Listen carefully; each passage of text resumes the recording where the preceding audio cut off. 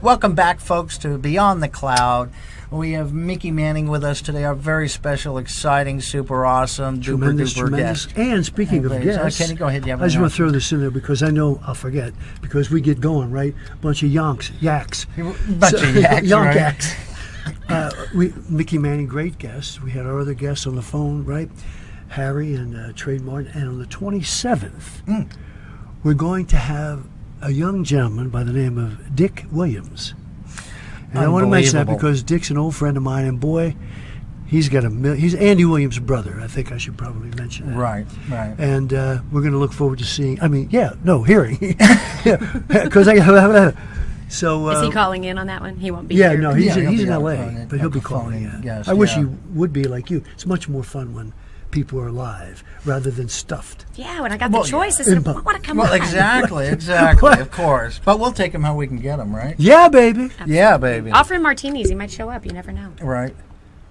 Not anymore. Oh, maybe. Okay, all right. But hey, we want to say hi, Dick. Hi, Dick. We'll see you next week, and thanks for coming on, and bless you. And we got some more super duper guests of her caliber in the next few weeks. So really exciting. You know, we were talking about technology, and you mentioned something about Bill Gates earlier with a really cool story. So let's hear it.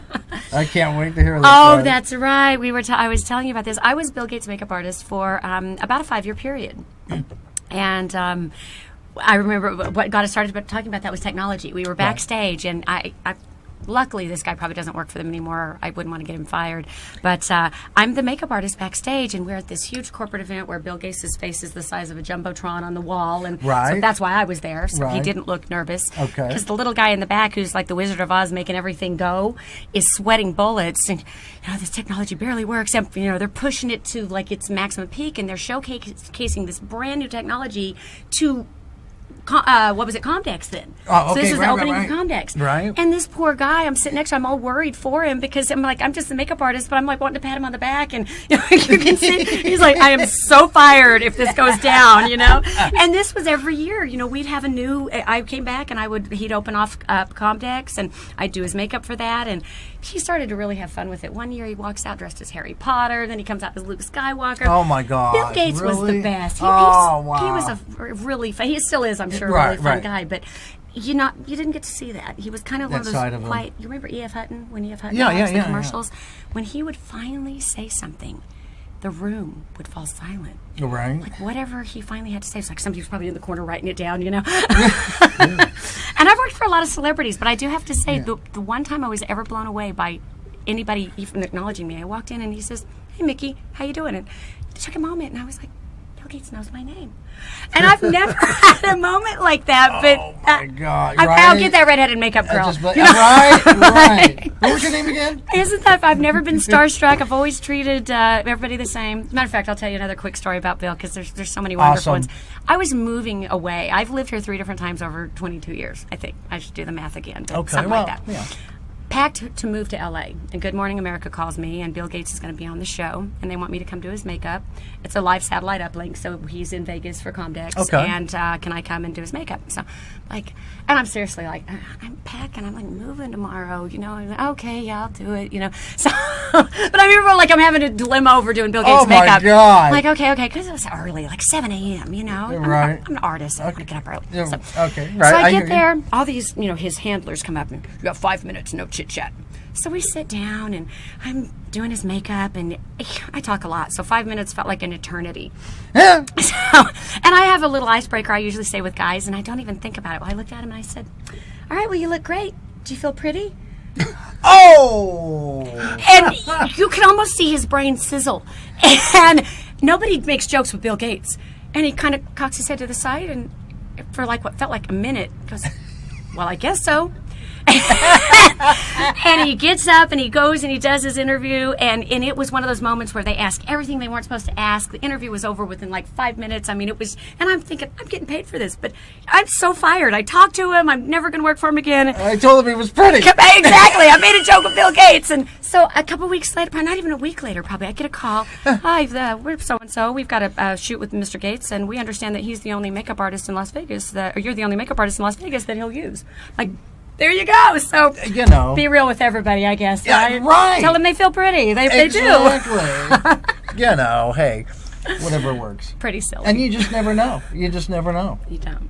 You talk to him like a regular human being. They like that. Because everyone else is, yes. Oh, yeah. Exactly. They get pretty tired of that. Right. Elvis, Absolutely. I remember Elvis mentioned a lot of things. Nobody would say no to him, and that's why he ended up the way he did. Right. It's true. They get a little bubble of protection around him. Too many yes men. All right. Hey, speaking of makeup, as you brought this, yeah, I want to ask you a question. Okay. Whoa!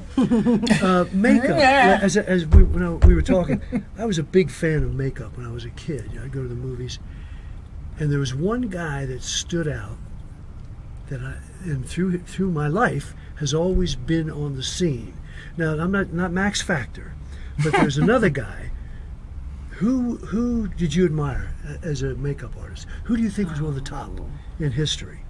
I'll mention a name, and you can tell me what you think. But you tell me who you think. Well, I always go to the House of Westmores because the whole dynasty of the family. That's the guy. Yeah. Bud Westmore. Had to be. That's what I Awesome. love about it. And his family, they all were in the business. Amazing. His son, he was the family best, wasn't he? I have a wonderful story about actually meeting Michael Westmore. Yes. Do we have time for this? Yes. Okay.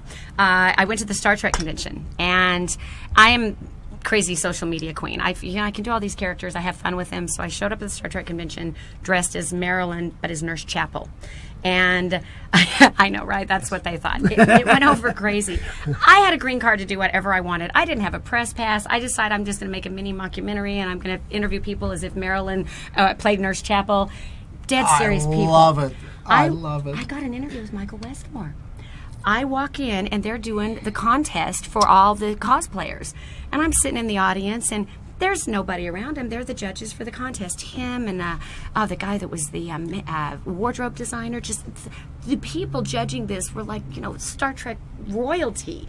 They were the behind-the-scenes people that are amazing. Love Star Trek, yeah. So I just walked right up to him after the judging was over, and I just start talking to him, and I handed my friend my phone, and she's videotaping it, and he realizes it. He starts telling me about Marilyn's makeup artist and Whitey Schneider and giving me this whole story, and I totally lost character, and I'm like, Whitey Schneider, I just love that. And I'm just totally, I'm going to start weeping, Oh, my God. It was just one of those amazing moments. But, it was meeting him was as close as I'm ever going to get to Bud Westmore.